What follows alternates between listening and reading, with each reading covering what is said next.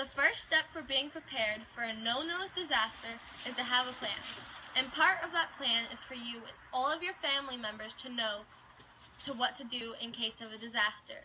Because parents who work at San Francisco or other places that aren't very close to home are not going to be able to come and find you for at least a couple of days. So everyone in the family needs to know what to do. Either going to stay at school, go to their aunts, go home, and you need to be aware of this because you don't want there to be any confusion whether or not your kid is buried alive or at home playing with the dog. And once you all have finally met up and go to your place of residence, assess the damage.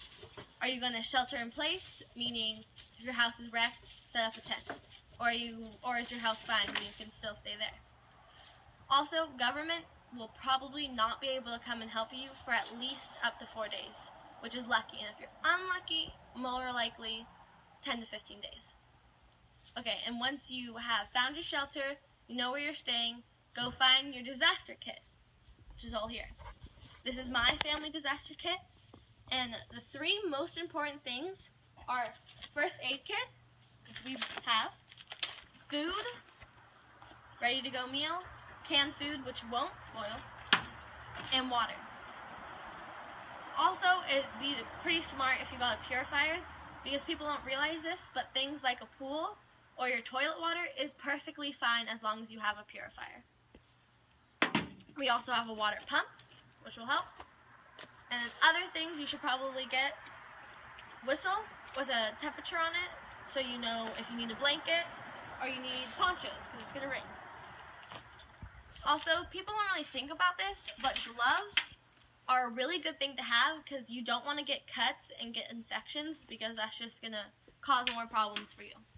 Also, if you don't have a tent, have rope, because then this can help you set up your shelter.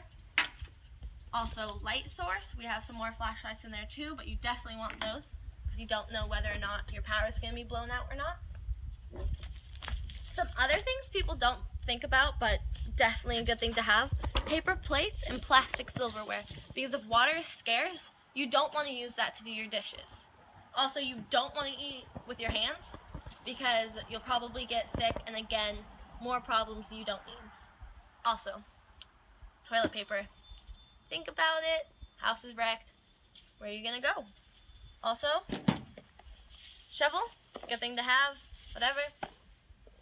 And we have a tent in here, more blankets, just random things like that. And you can find the list of all this stuff to have on redcross.com or California Emergency Services. Thank you.